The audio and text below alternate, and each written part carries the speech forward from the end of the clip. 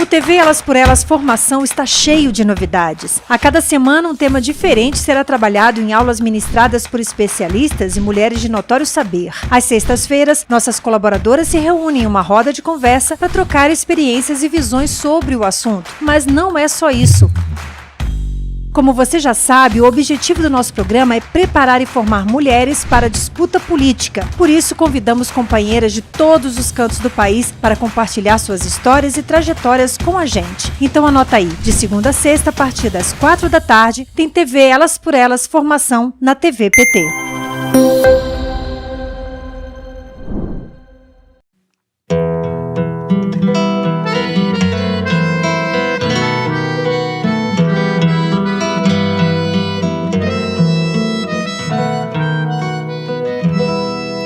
Lugar que é bom pra mim é onde eu quiser estar. A estrela ainda brilha, ela é quem vai me guiar. Ser guerreira é minha sina, batalhando pra vencer. Tenho voz pra ser ouvida, tenho sonhos pra viver. Não vão mais conseguir me anular, me calar. Ninguém vai me impedir de cantar e lutar. Seja em casa, no campo, na rua ou na praça. Chega de mordaça, agora eu vou falar. Porque eu sou mulher pra fazer acontecer. Eu sou uma delas, são elas por elas, ocupando os espaços de poder. O tema desta semana é Políticas Públicas de Direitos Humanos e na roda de conversa de hoje a ex-ministra de Direitos Humanos Idely Salvati e a vereadora de Florianópolis, Carla Aires, se juntam para discutir o assunto. A mediação é da professora Selma Rocha. Olá, nós estamos aqui em mais uma roda de conversa, hoje sobre a aula da Idely Salvati sobre direitos humanos e gênero.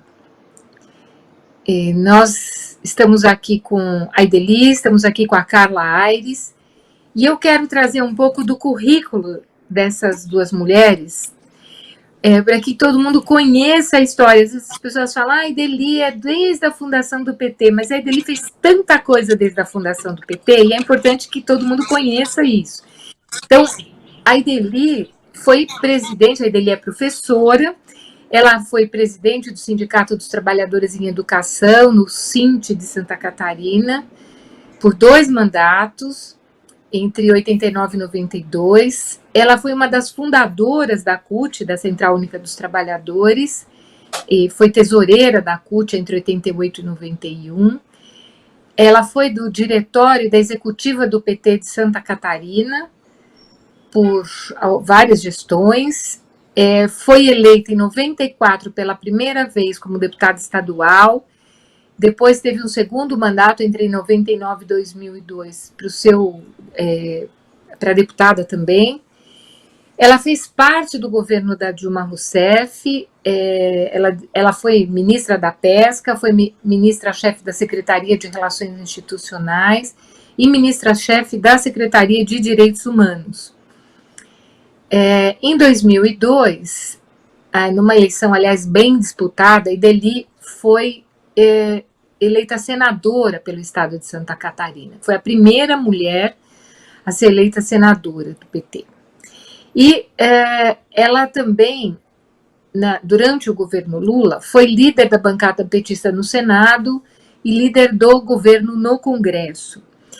Então, a Idely, e hoje ela é da direção nacional do PT, e acompanha a Secretaria Nacional de Assuntos Institucionais, ela é a coordenadora adjunta. Falei certo o nome, né, Idely?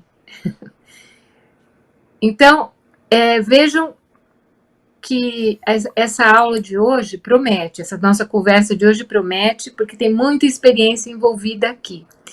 E a Carla também, né? A Carla tem uma história também é professora. A Carla é cientista social pela Universidade de Maringá, é mestre em ciência política pela Universidade Federal de São Carlos, é doutora em sociologia política pela Universidade Federal de Santa Catarina e foi a primeira vereadora da história eleita pelo PT em Florianópolis.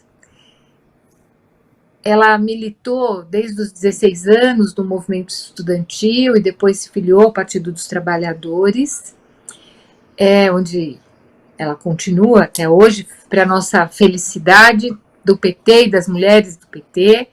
Ela é fundadora da ONG Acontece e trabalha na defesa dos direitos da comunidade LGBTI+, e também é uma militante do movimento feminista. Então, essas duas companheiras que estão conosco aqui hoje vão discutir alguns dos elementos trazidos pela Ideli nas suas 4 aulas, que foram muito importantes. Eu quero convidar a todas para assistirem essas 4 aulas, e as questões que eu vou fazer aqui recuperam alguns aspectos para incentivar todo mundo a olhar para as aulas, que estão muito boas.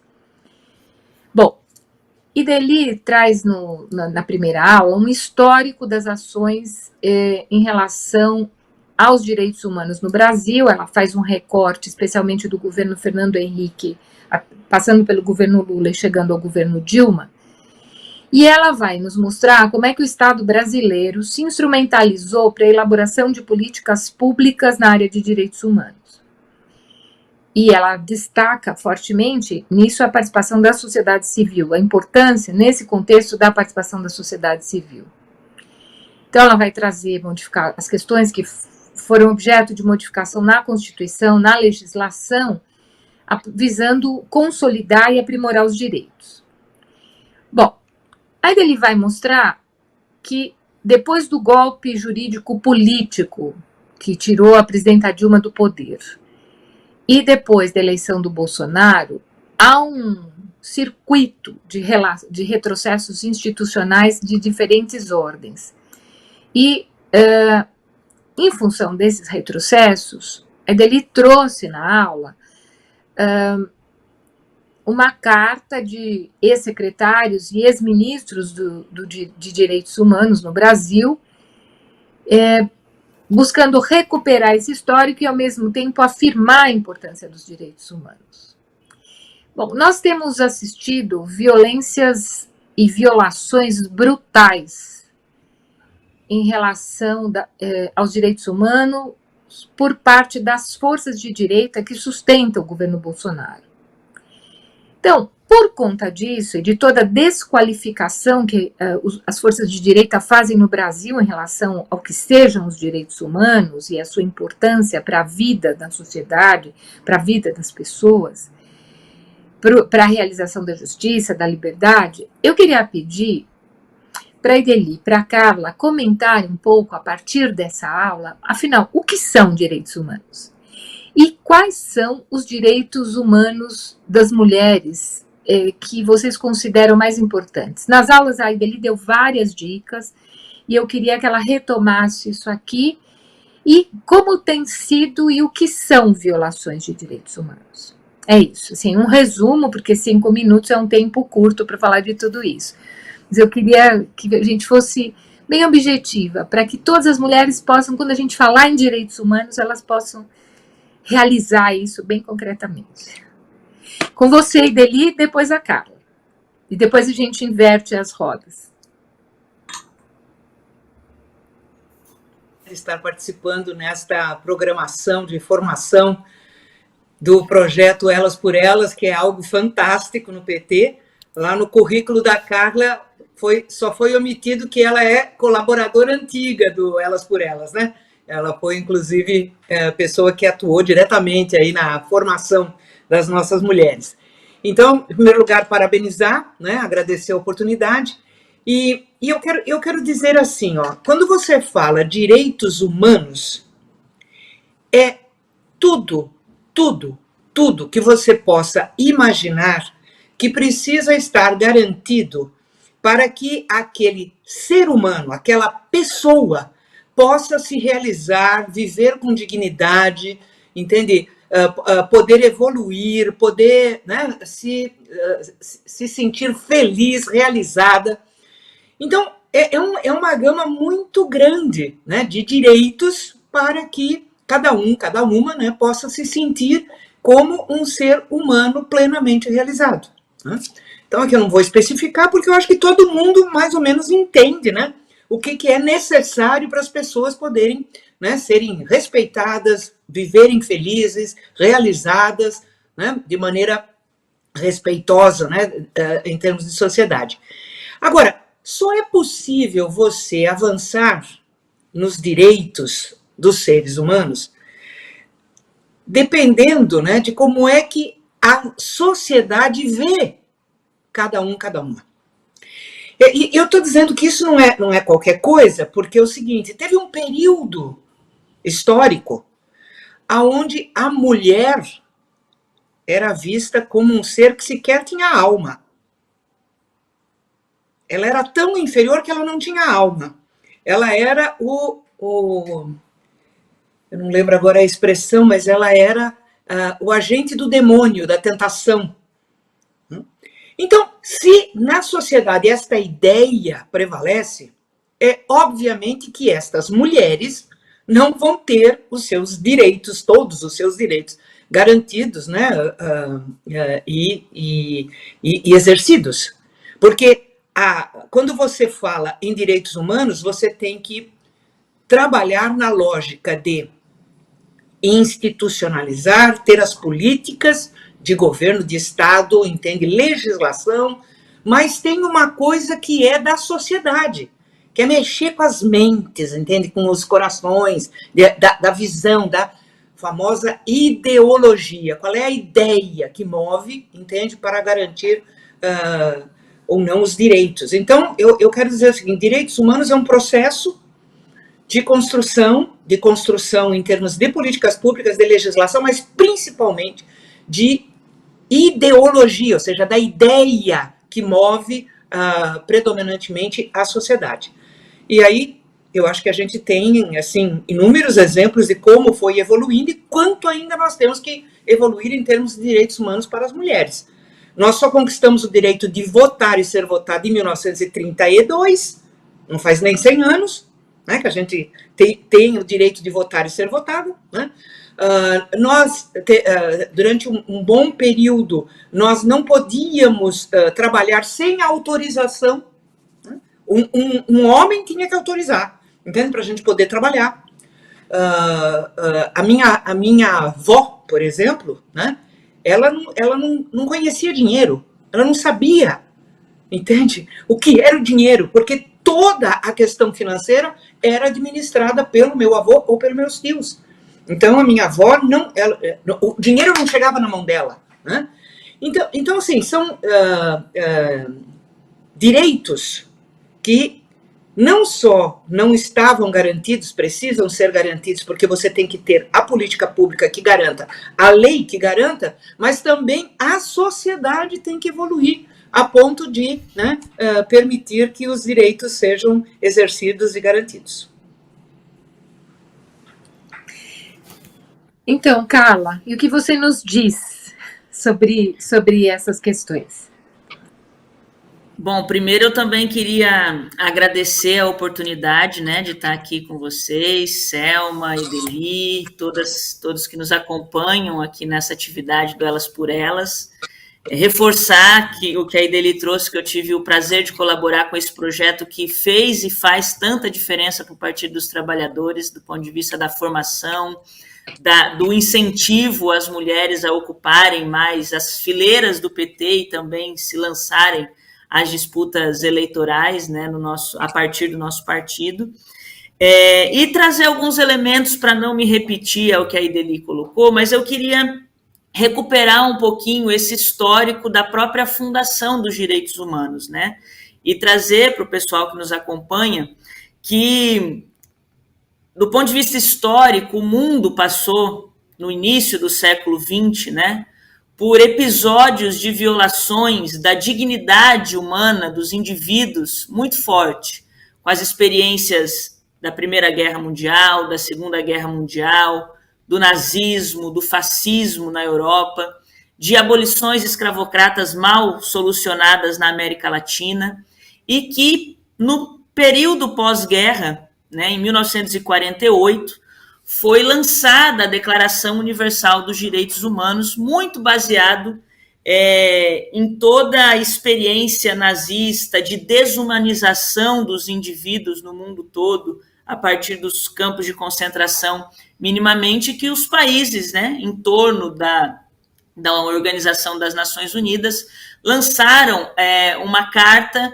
definindo que os estados signatários dessa carta, ou seja, os países, deveriam cumprir acordos e colocar legislações, como a Ideli colocou, políticas públicas que garantissem, portanto, essas normas, regras, que garanta a dignidade de todos os indivíduos, de todos os seres humanos, a partir, inclusive, das nossas diferenças enquanto seres humanos, né? das nossas individualidades, que a gente não olhe para os seres humanos a partir de uma homogeneizando, né, todos os seres humanos, mas que a gente garanta essas individualidades. Então, garantir os direitos humanos é garantir a vida de todos nós, a liberdade de todos nós, a igualdade de condições para sobrevivermos nessa sociedade que já é baseada em tantas desigualdades, inclusive, né? A nossa integridade física, psíquica. Então, quando a gente fala em um Estado como o Estado brasileiro, garantir os direitos humanos da sua população, para além de buscar superar o estado de violência física estritamente, é também buscar superar as desigualdades como a que a fome atinge, o desemprego atinge, a realidade de diferenciação no acesso de saúde, educação, condições de habitação, né, que são o mínimo de direito que cada um de nós necessitamos para viver dignamente. E quando a gente faz este recorte, né, destas desigualdades que a sociedade possui, a partir do ponto de vista de gênero, de raça, de classe, de orientação sexual, de origem, seja ribeirinha, urbana, rural, a gente percebe que existem parcelas da população, e as mulheres muito mais afetadas, que sofrem essa violação de direitos humanos no seu cotidiano mais profundo, por conta de como essa nossa sociedade está estruturada. Então, a gente fala, e os números trazem, a Ideli traz nas suas aulas também, o quanto que o desemprego afeta mais as mulheres, o quanto que a diferença de condição na habitação, e aí o programa Minha Casa Minha Vida e também o Bolsa Família foi fundamental para dar viabilidade para as mulheres acessarem tudo isso, né? Então, eu acredito que a gente precisa partir desse entendimento para entender como que o Estado pode agir para garantir esses direitos humanos. Bom, a partir da fala de vocês, eu estava me lembrando aqui de um texto da Marilena Chauí, que ela diz o seguinte: se nós precisamos declarar direitos, é porque eles não são óbvios. Então, é muito interessante vincular isso à segunda aula da Ideli. Por quê? A Ideli nos diz o seguinte, que não é possível garantir os direitos humanos se nós não tivermos políticas públicas, né? Ela falou disso agora na primeira questão, a Carla também. Políticas econômicas, sociais, culturais. E ela nos diz também que é muito importante que as violações sejam devidamente punidas. Isto é preciso que você tenha políticas e canais de denúncias para a tomada de providências. Isso envolve uma rede de instituições, envolve os conselhos, envolve as delegacias das mulheres, os órgãos do judiciário e um fluxo de trabalho, um fluxo que articule tudo isso. Então, a Ideli, ela realça muito que para fazer tudo isso, você precisa da participação das pessoas, porque não é possível construir uma rede com essa potência, com essa força, se você não tiver as pessoas não só fazendo as denúncias, mas ajudando a aperfeiçoar e formular as políticas. Então, ela mostra que é muito importante, além das políticas de longo prazo, aquilo que ela chama de estado de alerta, que são os mecanismos para que as mulheres, especialmente as mulheres, possam manifestar o que está acontecendo. Então, ela cita as delegacias da mulher com atendimento especializado, a Casa da Mulher Brasileira, e aponta como necessidade ainda que essas políticas sejam institucionalizadas, e ela toca em duas questões bastante importantes. A primeira, três. Primeiro, que é preciso ter legislação que faça essa institucionalização. A segunda é que precisa de condições de financiamento de tudo isso. E a terceira é que é preciso que essas políticas sejam concebidas de modo intersetorial. Não é possível fazer isso com uma área só. Nós já falamos aqui indiretamente hoje de vários ministérios, nas duas respostas. Bom, ela deu o exemplo do Minha Casa Minha Vida, a Carla também retomou isso, das pessoas, das mulheres e das pessoas com deficiência, e às vezes mulheres com deficiência que foram beneficiadas pelo Minha Casa Minha Vida. E eu queria que vocês, então, à luz desse brevíssimo resumo que eu fiz aqui, e sobretudo do que a Ideli traz na O2, que vocês colocassem o seguinte: isso está acontecendo no Brasil, nos estados e nos municípios? Vocês acham que há financiamento específico, políticas integradas, articuladas intersetorialmente para levar à frente as políticas de defesa dos direitos humanos?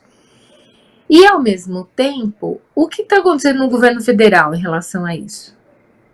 Então, agora nós vamos inverter. Agora eu passo a palavra para a Carla e depois eu passo para a Ideli de novo. Vamos lá, Carla. Beleza. O que você acha disso? Bom, é uma responsa, né? Essa resposta e essa pergunta que você nos faz também. Mas eu queria começar a minha resposta pelo final da resposta anterior da Ideli, que eu acho que nos dá um gancho importante, quando ela fala sobre a necessidade de que a gente também mude as mentes e os corações, né? A gente precisa entender que o Brasil, ele se formou, a história da formação política do Brasil, da sociedade brasileira, do Estado brasileiro, ele se formou com valores muito conservadores e com valores muito cerceados pelo que foi o processo colonizador, né? Inclusive de influência do colonizador, das igrejas e do porquê que o Brasil surgiu, né? Nessa ideia de estar a serviço da colônia. Então, quando a gente fala sobre a construção das políticas públicas, a gente fala sobre a necessidade, sim, de que as instituições tenham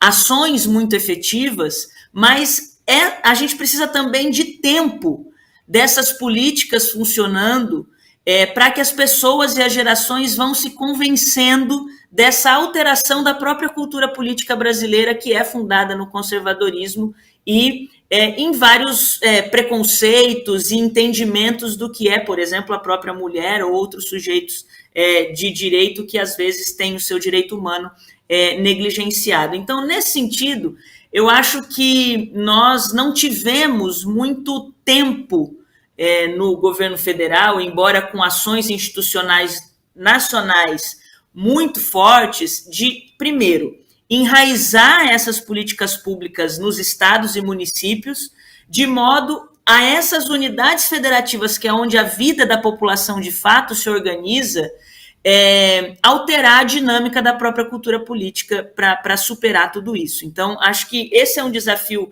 que nós tivemos e ainda temos.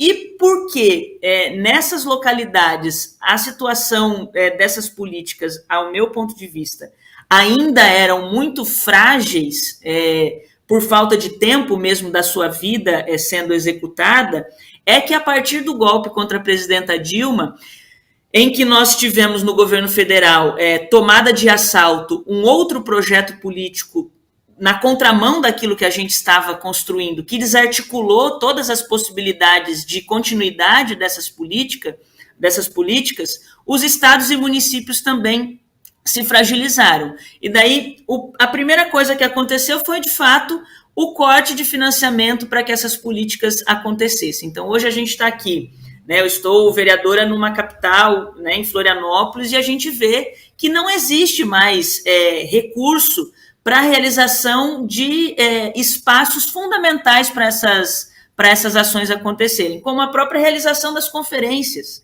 Elas não existem mais, né? A Ideli fala ali sobre a necessidade de participação popular para constituir essas políticas. As conferências foram cortadas no CERN, né, que era o DNA do nosso projeto participativo, popular e democrático.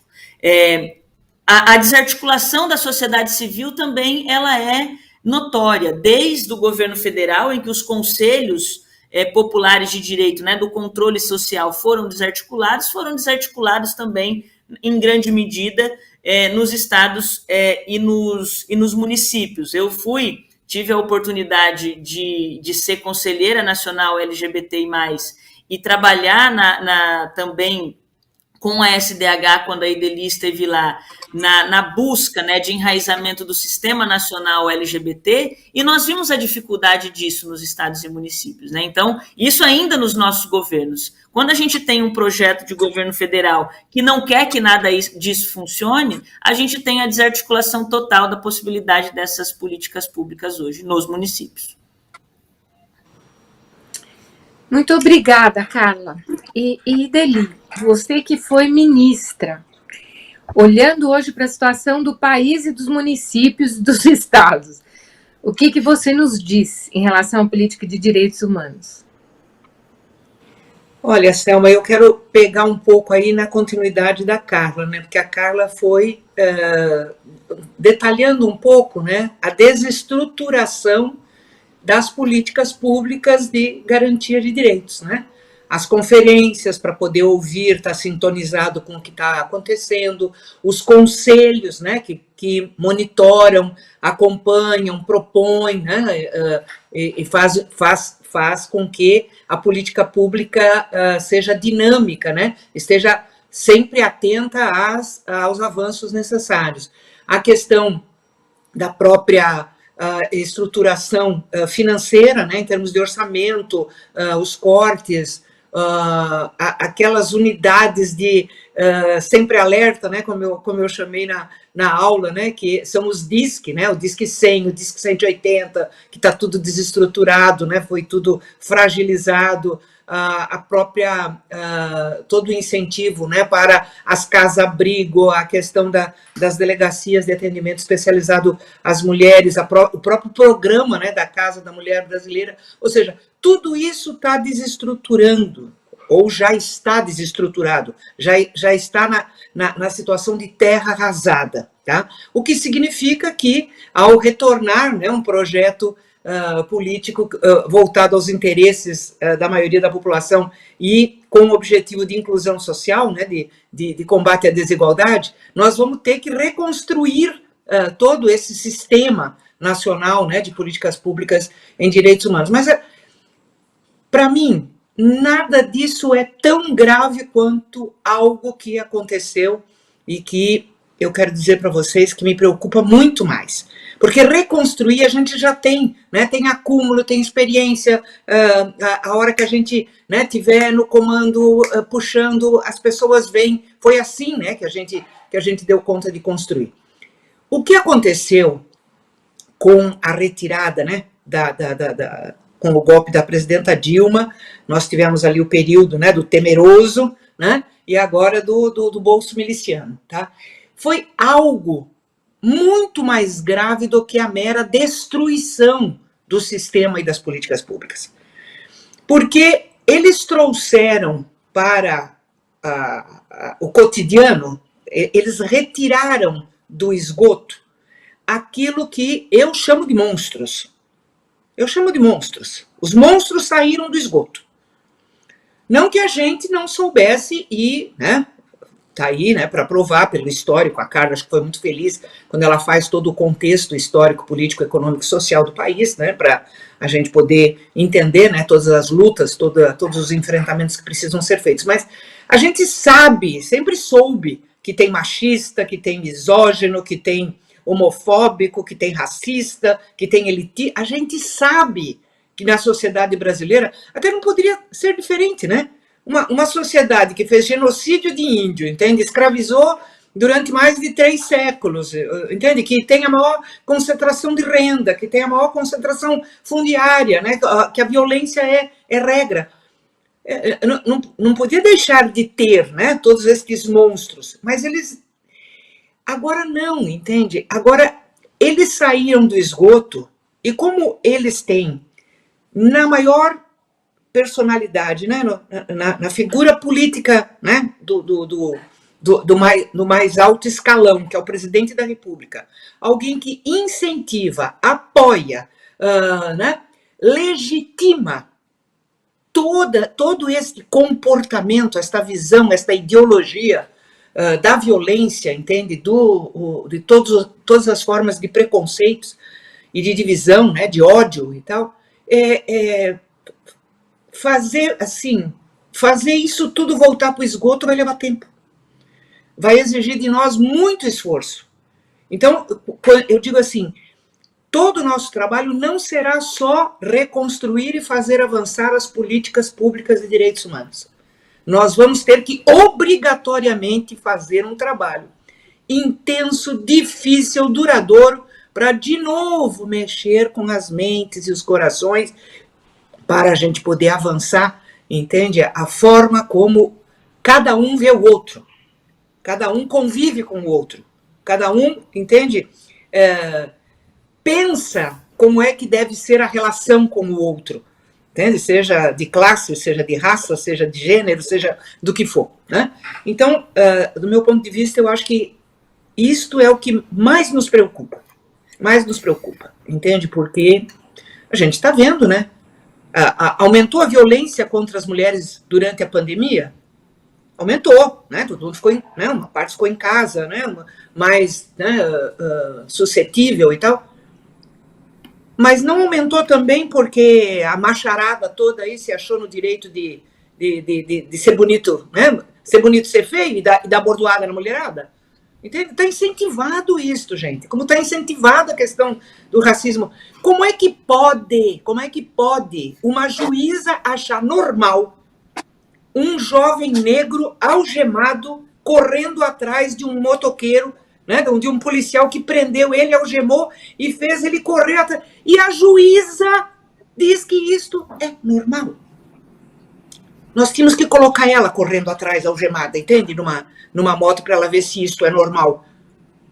É inadmissível, né? Então, assim, sabe, essa normalidade do absurdo é que, do meu ponto de vista, é o mais preocupante, entende? Me passei agora, me empolgo. Quando eu falo disso, hoje. Na verdade, o que você trouxe agora e o que a Carla trouxe também nos remete à sua terceira aula.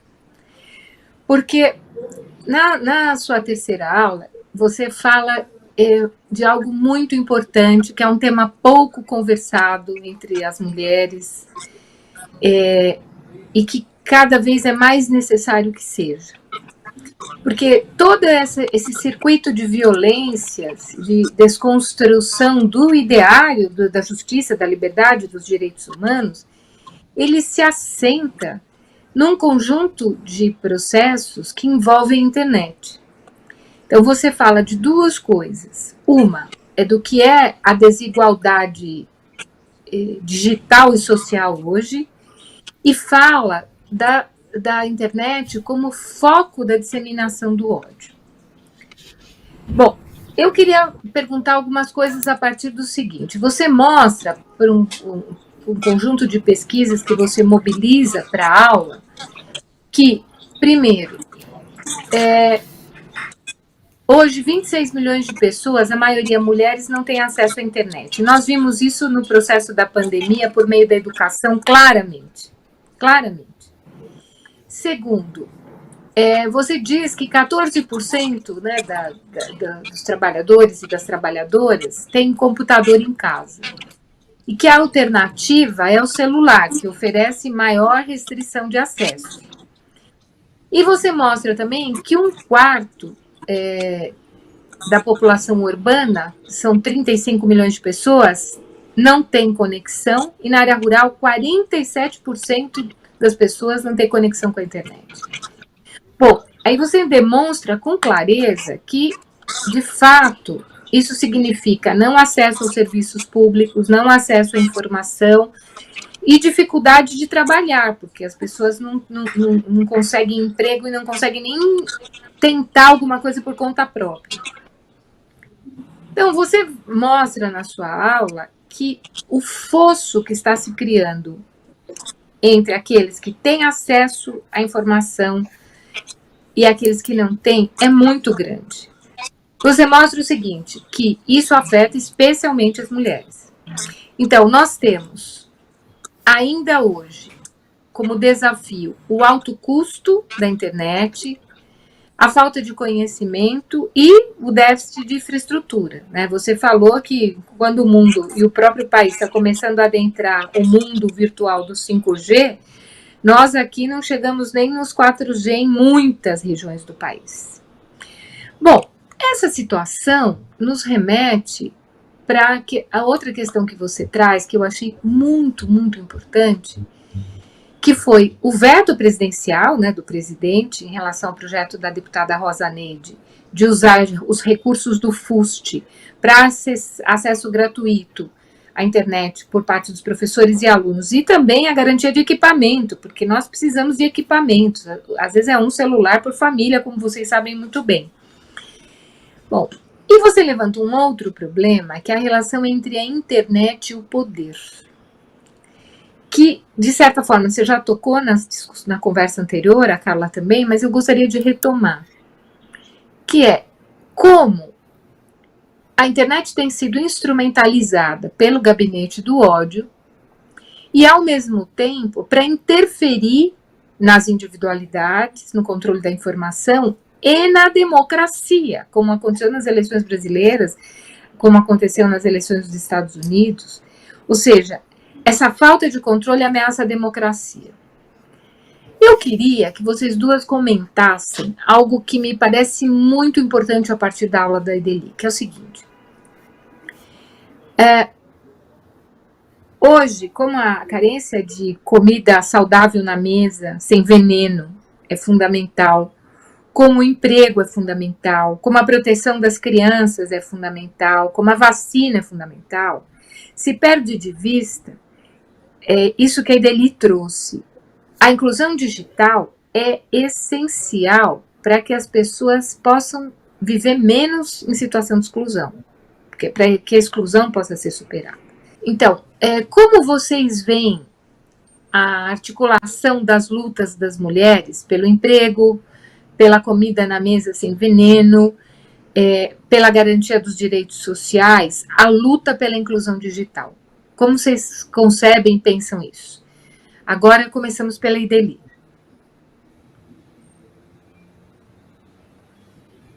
Lá não falei na outra, vou começar agora, entende? Aquele veto do Bolsonaro, a distribuição dos absorventes, né, na questão da pobreza menstrual, e o veto que ele fez ao projeto, né, da nossa, da pobreza, né, menstrual era da Marília Arraes, e o da questão da internet, né, utilizar o dinheiro do FUST, né, do fundo para a utilização da questão das telecomunicações, para garantir, né, a infraestrutura para todas as escolas do país, né, de rede para poder utilização de internet e também dos equipamentos. Ele também vetou, né, ele vetou os dois. E os dois afetam, né, o da pobreza menstrual indiscutivelmente, né, e o da internet também, porque é o seguinte, quem é que trabalha em escola que não tem rede de internet neste Brasilzão sem porteira? Rede municipal, principalmente, né? E também rede estadual. Quem trabalha, quem dá aula, são mulheres. São mulheres que trabalham lá sem a menor condição, entende? De poder estar acompanhando. Então, quando veta está atingindo, né, o direito das crianças, dos adolescentes e das mulheres poderem executar, né, o seu trabalho educacional, já que nós somos, né, em determinadas, né, situações, eu não diria 90%, é 100%, né, as trabalhadoras, né, em educação. Então, esta questão de você ter a diferença, a exclusão do acesso, porque não tem o equipamento, não tem o conhecimento, não tem o recurso, porque você ter o equipamento significa você custear também, né? Tem os famosos planos, né? Que eles ficam ligando para a gente e tal. Então, você precisa ter apoio, que eu comparo assim, eu até brinquei na aula, o Lula lançou Luz para Todos, né?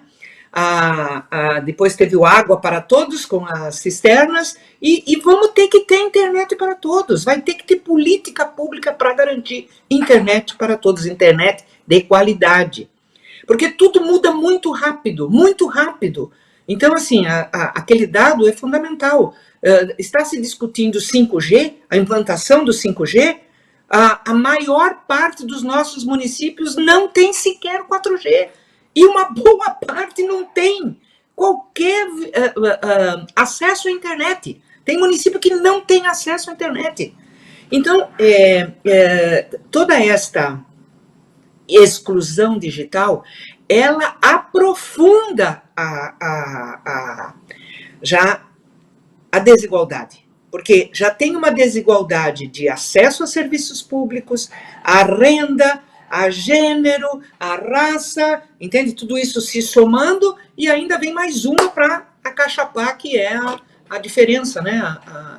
A exclusão digital. Então, não é possível você imaginar qualquer tipo de... Porque, assim, a economia está digitalizada, entende? Está tudo cada vez mais digitalizado. Então, é impossível você, né, não colocar isso no centro, né, da conjuntura em termos de reivindicação de direitos. E eu queria rapidamente abordar a outra questão, que é a questão da internet e poder. Porque as pessoas não têm a dimensão do que é que significa a agilidade, a rapidez com que as informações sobre cada um de nós estão servindo como barganha, como produto. Hoje vale mais os dados sobre as pessoas e como você manipula esses dados, como você pode utilizar esses dados, desde para vender coisas, como também para implementar ideias. Porque tem os dados, aí por conta, né, de toda a estrutura astronômica que nós temos hoje, de armazenamento, de segmentação, você consegue, quem tem dinheiro e condição de manipular, você consegue em poucas horas, né? O Facebook esta semana estava aí dizendo que em 30 dias ele transforma qualquer um num violento sectário. E conseguem, porque, entende, manda o conteúdo, a ideia, a fake news, tudo direcionada para reforçar e potencializar a rede de ódio, né, as posições políticas, interferindo no poder.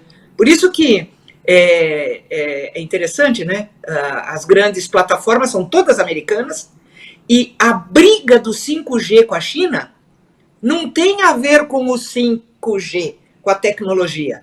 É que a China exige que o controle de todos os IPs, né, que são onde estão armazenados, né, as informações de todos os computadores do mundo, isso está nos Estados Unidos sob o controle deles.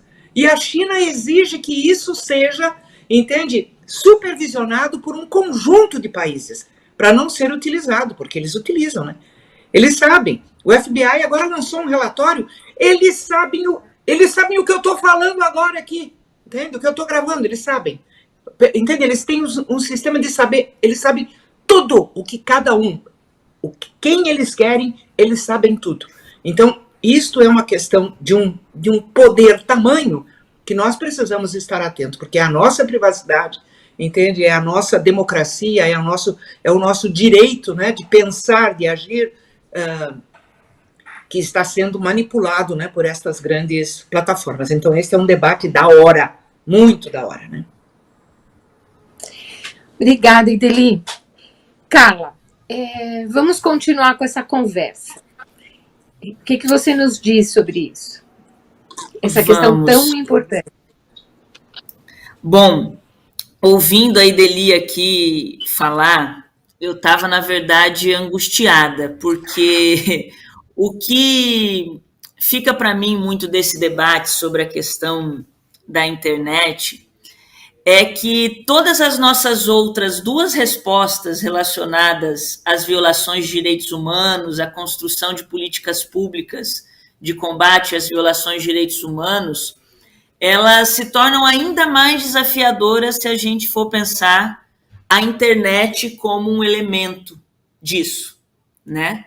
E quando a Ideli traz essa questão da internet como essa relação de poder, né, que afeta os indivíduos, né, a sociedade em algumas coletividades, grupos de pessoas, e também o Estado, né, e a gente pode lembrar aí o caso das invasões de dados relacionadas à presidenta Dilma, inclusive no contexto do golpe e tudo mais, é muito mais difícil da gente estruturar políticas públicas de combate à violação de direitos humanos se a gente não tiver isso como um fator crucial, né? Então, para propostas que a gente vá colocar na mesa, né, para um futuro próximo aí que busque romper com esse estado de coisas, sem dúvida nenhuma, além da gente aprofundar um debate sobre regulamentação da mídia, democratização da mídia, né, que a gente pensava em parte dos nossos governos, muito do ponto de vista da telecomunicação, de TV e rádio, né, a gente vai ter que ter uma galera aí muito nerd para pensar isso do ponto de vista da internet. Inclusive porque tem tudo a ver a gente pensar a partir da internet essa questão de direitos humanos também, porque puxando sempre esses ganchos históricos que eu gosto de dar, a gente também não pode esquecer que o desenvolvimento da internet também se deu no contexto da Segunda Guerra Mundial, né, pelo Alan Turing. Então, ela também foi criada já como um mecanismo de espionagem do inimigo, né? Não era para vender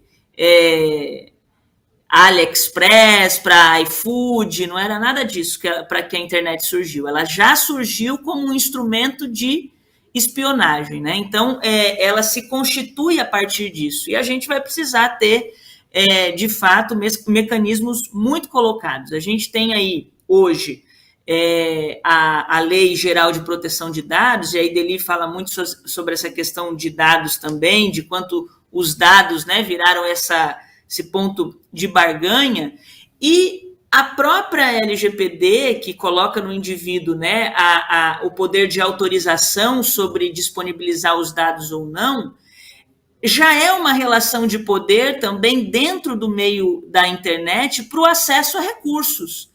Então, se tudo hoje está informatizado e digitalizado e a partir de dados da internet, para um indivíduo que consegue, né, ter um aparelho celular, acessar a internet e quiser baixar um aplicativo qualquer hoje, ele precisa estar de acordo com uma série de coisas lá, senão ele não consegue baixar o aplicativo, né? E aí como que a gente vai pensar tudo isso, né? Uma outra questão colocada para o 5G também, que vocês estavam falando aí, e que também tem a ver com o 4G, é que não basta a gente ter as estruturas de transmissão da internet, né, fibra ótica, etc. e tal.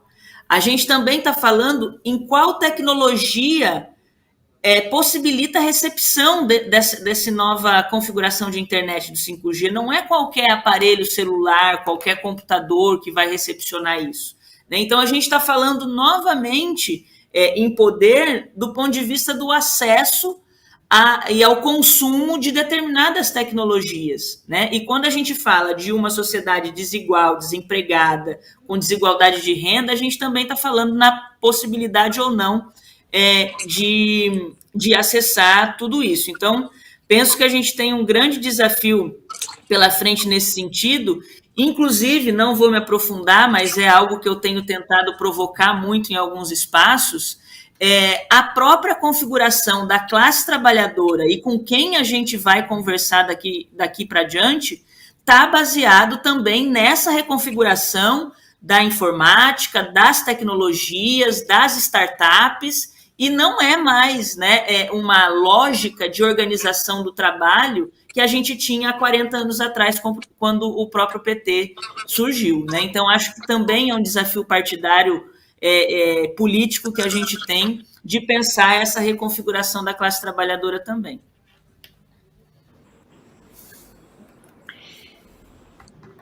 Bem, nós estamos caminhando já para o fim da nossa roda de conversa, e diante das questões que vocês colocaram agora, eu primeiro queria dizer que elas têm uma importância em si. Que as mulheres, que a maioria da população tenha domínio da extensão da questão já é extremamente importante, porque as pessoas vão se perdendo no cotidiano, na utilização ou na não utilização dos equipamentos, da internet, sem saber que o que sustenta tudo isso é uma operação muito grande, que envolve a globalização, envolve o processo de financiarização, envolve, como a Carla colocou, as mudanças no mundo do trabalho. E envolve também questões éticas muito sérias. E aí eu chego na quarta aula da Ideli. Por quê? A Ideli nos traz uma contribuição importante, mostrando que a internet, que traz tantas possibilidades de comunicação, de contato, de compreensão, também traz violência. E a violência que a internet traz, ela é movida por pelo menos duas vertentes, a violência psicológica e o assédio. Isso vale para todas as mulheres, mas para as crianças, para as mulheres crianças ainda, e para as mulheres jovens, isso é muito pior. Né? A quantidade de processos de violência sexual que tem a internet como mediação é muito séria. E tráfico de meninas, enfim. Então, acho que seria muito importante que vocês comentassem como é que nós podemos pensar políticas, considerando esta profundidade do problema que nós conversamos até agora, que possam tanto aprimorar a legislação, quanto criminalizar as violências de tal maneira que isso tenha limite. E a segunda coisa é que, diante disso, é preciso também medidas que possam, seja no âmbito do legislativo, seja no âmbito do judiciário, combater o gabinete do ódio.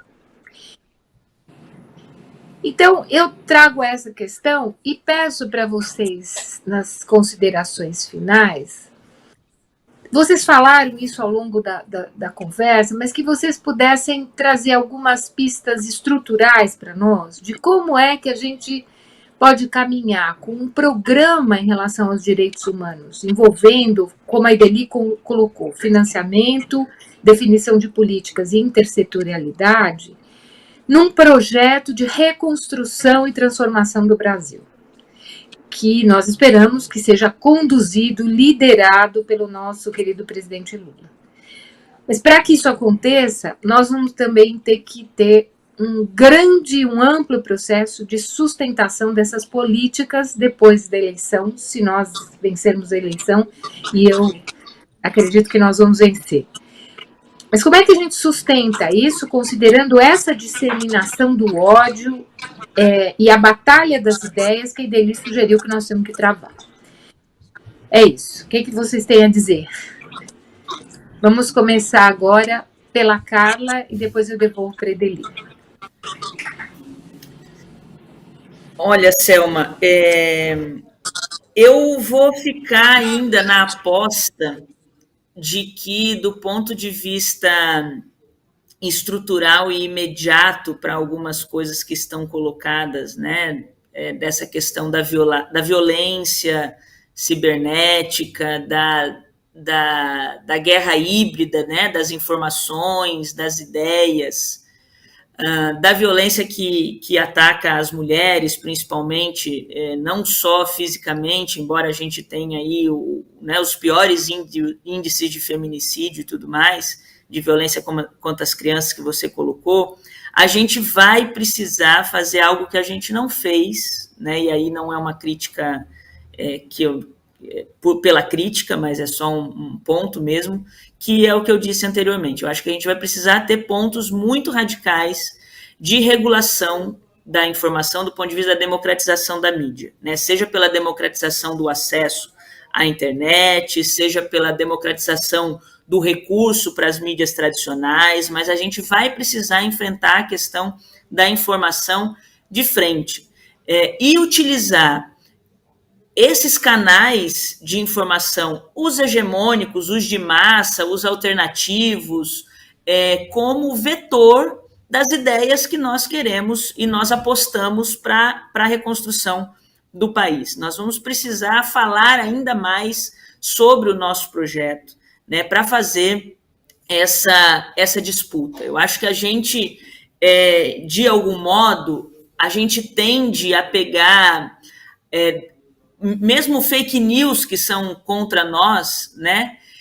E ao invés de pegar aqueles pontos contraditórios e qualificá-los, vendendo o nosso peixe, né, para aquilo que a gente de fato defende, a gente diz que aquilo lá é mentira, né? A gente não pega a mentira e requalifica do ponto de vista da ideia que a gente defende. Então, acho que são algumas práticas mesmo que a gente vai precisar ter como balizadoras desse projeto, né? Porque eu vou retomar também a questão do tempo e a questão das mentes e corações que a Ideli colocou. A gente não tem tempo a perder, né? A gente sabe que a gente, em 13 anos, transformou a cara, a vida e a dinâmica do país, mas em menos de 5 anos, tudo que a gente construiu, que estava tentando se solidificar, pareceu um castelo de cartas diante de tanto ódio, de tanto desmonte colocado desde o golpe contra a presidenta Dilma. Então, a gente vai precisar reconstruir principalmente esses laços com aqueles e com aquelas que nos sustentam, de fato, do ponto de vista ideológico, partidário, da política e da concepção de sociedade que a gente tem. E nisso se insere o próprio entendimento da mudança do perfil da sociedade, do perfil das representações políticas, do perfil da semiótica da política, do perfil da linguagem da política e de como a gente acessa as pessoas que são nossas, digamos assim, né?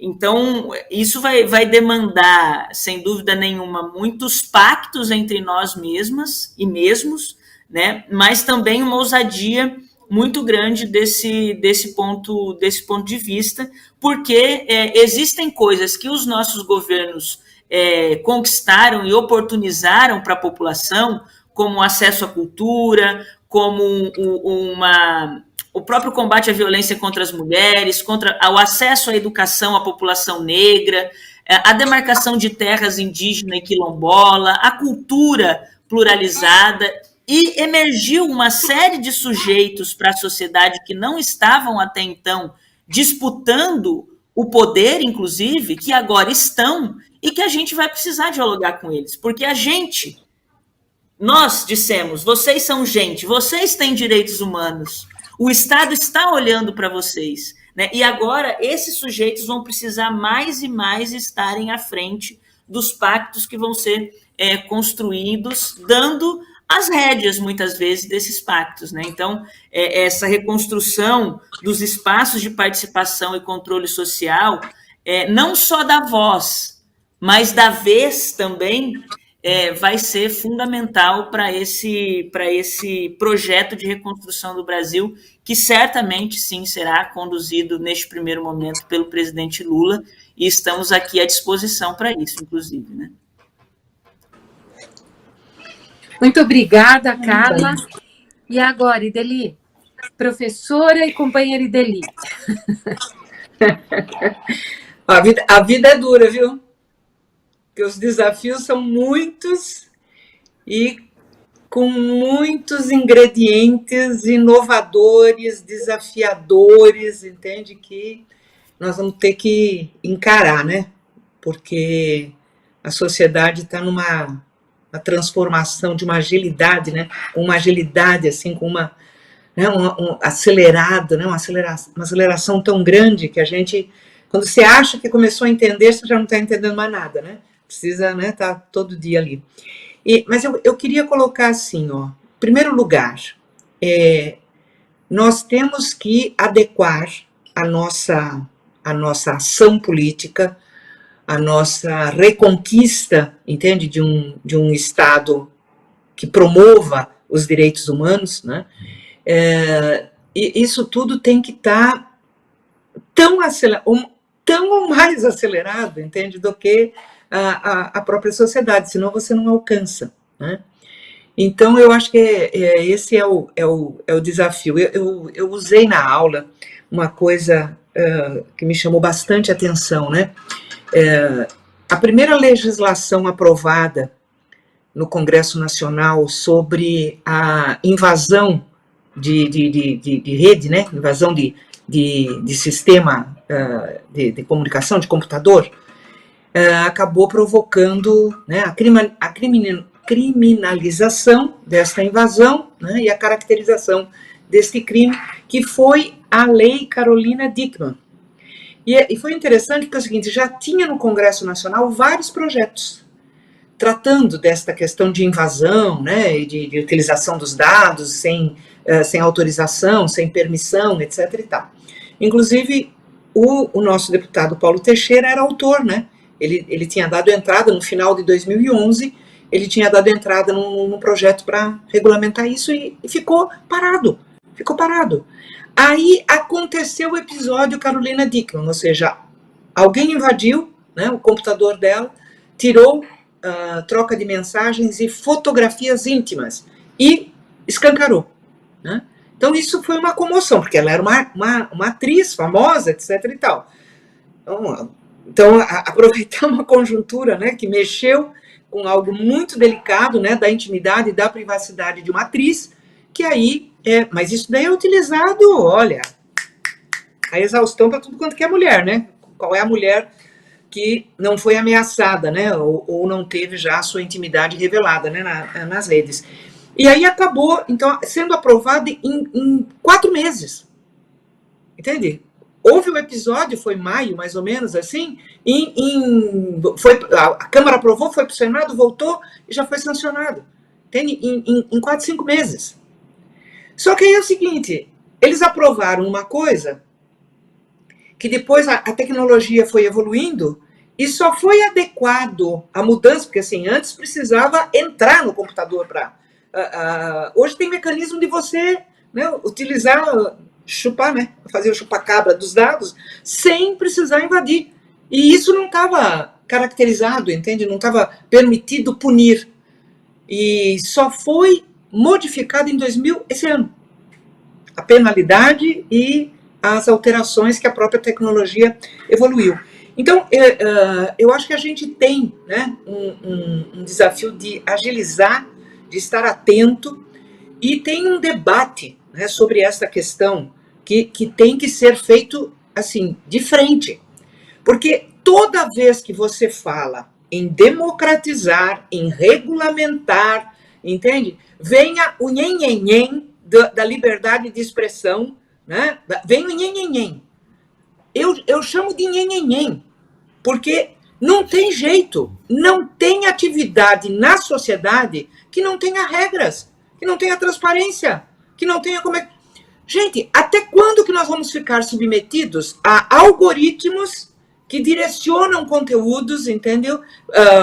Monetizam, inclusive, determinados youtubers, né? Que agora está cheio de youtubers, influencers, né? Eu nem sei como é que fala essas coisas, porque tem a Carla morre de rir, mas é assim, entende? Tem uma lógica de negócio, que em qualquer negócio tem que ter transparência, tem que ter regra, tem que, entende? E tem que ter uma coisa que o Lula falou e todo mundo ficou assim, ó, né? Subiu, né? Ficaram tudo com os pelinhos eriçados. Tem que ter tributação. Como é que uma indústria que mexe com dados, entende, com uma quantidade de recurso astronômico, como é a questão da internet, dos dados e tal, não tem taxação? É só lucro, é só lucro, é só lucro. Não tem regra, não tem transparência e não tem imposto. Então, sabe, tem uma coisa da democratização, da regulamentação, da tributação, das regras de funcionamento, da transparência que nós vamos ter que enfrentar. Eles morreram de medo, foi muito interessante. Né? Eu falo bastante na aula ali, quando a gente lançou o Humaniza Redes, né? Que nós não sabíamos o que nós estávamos fazendo direito, a direita sabia. Tanto que num único dia, né, eles derrubaram 3 vezes o site da Presidência da República para não deixar o Humaniza Redes, né, se implementar. Então, assim, ó, a presidenta assinou acordo com o Google, com o Facebook, com o Twitter, veio gente dos Estados Unidos, porque foi a primeira vez no planeta que um governo se preocupou em estabelecer regras para combater as redes de ódio na internet. E fazer isso em parceria, porque eles são responsáveis. As plataformas são responsáveis. Eles têm que ter pressão para retirar conteúdo. Eles têm que ter pressão para, entende, ter transparência na utilização, né, dos dados da gente. Então, e eles vieram dos Estados Unidos para a cerimônia do lançamento do Humaniza Redes, porque eles já estavam com 500 pulgas atrás da orelha, porque o Brasil tinha sido o país que tinha feito o marco civil da internet. Nós tínhamos protagonismo, entendeu, nesse debate, que infelizmente, né, tanto o marco civil, o Conselho Nacional, né, que sempre acompanhava toda essa questão, o próprio Humaniza Redes, tudo isso se perdeu. E hoje nós temos uma política pública de internet e redes sociais. É uma política pública que está instalada no gabinete do presidente da República, movida e movimentada pelo filho dele, que é o gabinete do ódio, né? Que implementa a política pública do ódio, da fake news, do robô, entende? E de recursos, né? Recursos, porque eles financiam as redes do ódio. Entende? Através, né, dos benefícios e dos acessos, etc. e tal, eles monetizam. Tá aí o Alan dos Santos para não deixar ninguém mentir, né? Tá? Então, esse é o nosso desafio. E aí, como mulheres, né, porque nós somos as principais vítimas, mulheres e crianças, né, pretos e pretas são LGBTs. Tanto que nós fizemos uma audiência pública, né, há poucos meses atrás, a Carla nem citou, na Câmara, na Comissão de Direitos Humanos, onde mais de 40 vereadoras, na sua grande maioria, e vereadores, sofrem violência política, principalmente pelas redes sociais. É ameaça, entende? É desvirtuamento da imagem, né, um conjunto de violências, de ataques que são feitos pelas redes para impedir. E é interessante, né, porque o perfil era esse, mulher, jovem, preta, preto, né, LGBT. Então, eles focam, né, eles sabem o que é que eles têm que atacar. Tá? Até porque a própria Carla disse, né, as lutas e tal, trouxe, né, deu, também pelas nossas políticas públicas, deu protagonismo a estes diversos segmentos que hoje estão representados, né, em várias das câmaras de vereadores. E eu espero que estejam bastante representados na Câmara Federal, nas Assembleias Legislativas e no Senado da República agora em 2022 para ajudar o Lula, né? Tá? Então é isso, já falei demais. Essa conversa aqui é de uma importância muito grande. Eu quero agradecer muito você, Ideli, a Carla. Nós, tomando os temas da comunicação e dos direitos humanos, estamos conversando com as mulheres ribeirinhas, com as mulheres do campo, com as mulheres das periferias, com as mulheres das grandes cidades, mas nós estamos conversando com o planeta, com a geopolítica, com todos os fenômenos da globalização, nós estamos discutindo com a América Latina e com toda a necessidade de que não só nós pensemos na integração econômica, na integração cultural, social, mas que nós pensemos na integração, na produção de conhecimento nesse campo, na ciência e tecnologia, para garantir a integração e para garantir a autonomia, soberania nacional dos países que integram a América Latina. Sem as mulheres, nada disso é possível. Então, eu achei esse debate muito importante. Ele dialoga muito com os nossos programas anteriores, que trataram do emprego e do desemprego, do Bolsa Família, das mulheres e a questão racial, das mulheres e as ruralidades. E eu convido, então, todas as pessoas que assistiram a essa roda de conversa, assistiram às aulas da Ideli, a divulgar, a construir outras rodas de conversa como essa nos seus diretórios, nos seus núcleos, nos seus locais de trabalho, nos seus territórios, no lugar de moradia, porque tem muita coisa a partir dessa roda de conversa e das aulas que deve suscitar não só a nossa preocupação, mas a nossa elaboração, a nossa ação em cada lugar desse país. Então, muito obrigada a quem está nos assistindo. Muito obrigada às mulheres que têm participado dessas discussões a partir das aulas. Muito obrigada outra vez, Carla, pela sua excelente contribuição nesse debate, e especialmente a Ideli, que parou a agenda para poder organizar as aulas e preparar falas muito substantivas, muito importantes, muito organizadas. Um abraço para vocês. Beijo, obrigada.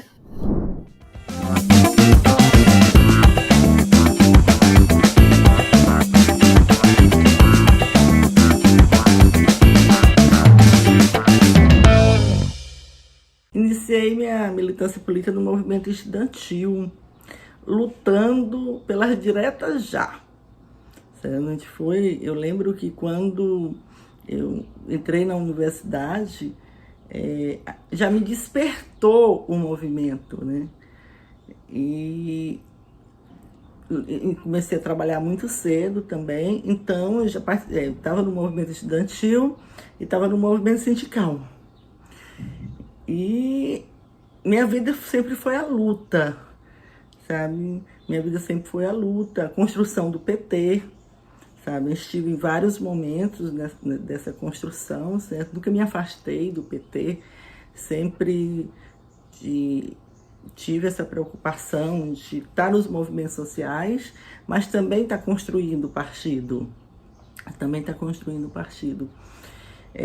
A política, ela me incentiva, ela me inspira.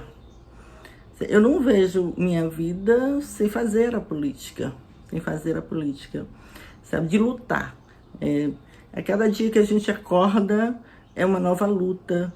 Quando a gente vê as injustiças, principalmente no país, na conjuntura que a gente vive hoje no país, isso nos impulsiona a estar nas ruas, a estar organizando a sociedade, organizando principalmente as mulheres. Eu sou uma militante feminista, estou na Secretaria Estadual de Mulheres do PT. E é isso, a política, ela, mesmo que a gente queira sair dela, ela não sai da gente, certo? O tempo passa, e quanto mais esse tempo passa, mais indignação a gente tem, certo? E isso impulsiona a gente. Agora, nós temos as dificuldades. Também, por exemplo, você ser uma militante, não é fácil você conciliar trabalho, filho, casa, com a militância política. Muitas vezes a gente está na rua, está nos espaços de luta e está pensando também como é que eu deixei meu filho em casa, como é que meu filho está, certo? Então, essa questão que também envolve essa questão dos cuidados, né? A preocupação que a gente tem com outras mulheres. Então, eu acho que todos esses obstáculos, todos esses espaços, eles têm que ser ocupados por mulheres, para a gente poder transformar essa política, certo? E não é fácil. o papel da mulher dentro da sociedade, apesar da gente ter avançado muito nas lutas, mas a gente continua com muitas dificuldades de estar nos espaços de poder. E por isso que eu acredito que a gente não pode deixar a luta, a gente não pode deixar a política. Inclusive interagindo com outras pessoas que iniciam sua vida para alimentar esse sonho de ter dignidade, de ter respeito, de ter mais justiça para as mulheres, para os homens, para a juventude. O TV Elas por Elas Formação de hoje fica por aqui, mas na semana que vem estaremos de volta para falar de gênero e assistência social. Quem preparou as aulas para a gente foi a ex-ministra de Desenvolvimento Social, Márcia Lopes. Você encontra todos os nossos programas na playlist TV Elas por Elas Formação no canal da TVPT no YouTube e em formato de podcast no Spotify.